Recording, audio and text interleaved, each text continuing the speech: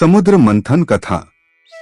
एक बार की बात है, शिवजी के दर्शनों के लिए दुर्वासा ऋषि अपने शिष्यों के साथ कैलाश जा रहे थे। मार्ग में उन्हें देवराज इंद्र मिले। इंद्र ने दुर्वासा ऋषि और उनके शिष्यों को भक्तिपूर्वक प्रणाम किया। तब दुर्वासा ने इंद्र को आशीर्वाद देकर विष्णु भगवान का पारिजात पुष्प प्रदान किया। इंद्रासन के गर्भ में चूर इंद्र ने उस पुष्प को अपने ऐरावत हाथी के मस्तक पर रख दिया। उस पुष्प का स्पर्श होते ही ऐरावत सहसा विष्णु भगवान के समान तेजस्वी हो गया। उसने इंद्र का परित्याग कर दिया और उस दिव्य पुष्प को कुचलते हुए वन की ओर चला गया। इंद्र द्वारा भगवान विष्णु के पुष्प का तिरस्कार होते देखकर दुर्वासा ऋषि के क्रोध की सीमा न रही। उन्होंने देवराज इंद्र को श्री से हीन हो जाने का शाप दे दिया। दुर्वासा मुनि के शाप के फलस्वरूप लक्ष्मी उसी क्षण स्वर्गलोक को छोड़कर अदृश्य हो गईं। लक्ष्मी के चले जाने से इंद्र आदि देवता निर्बल और श्रीहीन हो गए। उनका वैभव लुप्त हो गया। इंद्र को बलहीन जानकर दैत्यों ने स्वर्ग पर आक्रमण कर दिया और देवगण को पराजित करके स्वर्ग के राज्य पर अपनी परचम फहरा दिया। तब इंद्र देवगुरु बृहस्पति और अन्य देवताओं के साथ ब्रह्मा जी की सभा में उपस्थित हुए। तब ब्रह्मा जी बोले, देवेंद्र, भगवान विष्णु के भोगरूपी पुष्प का अपमान करने के कारण रुष्ट होकर भगवती लक्ष्मी तुम्हारे पास से चली गई हैं। उन्हें पुनः प्रसन्न करने के लिए तुम भगवान नारायण की कृपा दृष्टि प्राप्त करो। उनके आशीर्वाद से तुम्हें खोया वैभव पुनः मिल जाएगा। इस प्रकार ब्रह्मा जी ने इंद्र को आश्वस्त किया और उन्हें लेकर भगवान विष्णु की शरण में पहुँचे।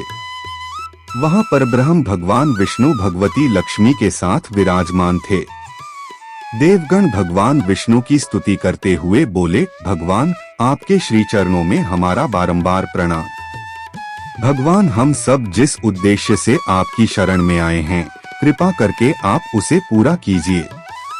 दुर्वासा ऋषि के शाप के कारण माता लक्ष्मी हमसे रूठ गई हैं और दैत्यों ने हमें पराजित कर स्वर्ग पर अधिकार कर लिया है। अब हम आपकी शरण में हैं, हमारी रक्षा कीजिए। भगवान विष्णु त्रिकालदर्शी हैं। वे पल भर में ही देवताओं के मन की बात जान गए। तब वे देवगण से बोले, देवगण, मेरी बात ध्यानपूर्वक सुने, क्योंकि केवल यही तुम्हारे कल्याण का उपाय है। दैत्यों पर इस समय काल की विशेष कृपा है, इसलिए जब तक तुम्हारे उत्कर्ष और दैत्यों के पतन का समय नहीं आता, तब तक तुम उनसे संधि कर लो। क्षीर सागर के गर्भ में अनेक दिव्य पदार्थों के साथ साथ अमृत भी छिपा है। उसे पीने वाले के सामने मृत्यु भी पराजित हो जाती है।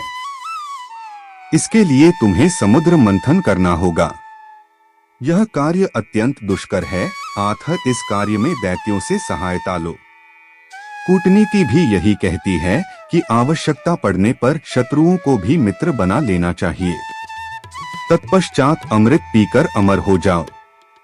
तब दुष्ट दैत्य भी तुम्हारा अहित नहीं कर सकेंगे। देवगण वे जो शर्त रखें, उसे स्वाकीर कर लें।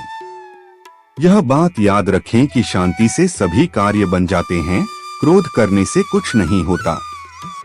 भगवान विष्णु के परामर्श के अनुसार इंद्रादि देवगण दैत्यराज बलि के पास संधि का प्रस्ताव लेकर गए और उन्हें अमृत के बारे में बताकर समुद्र मंथन के लिए तैयार कर लिया।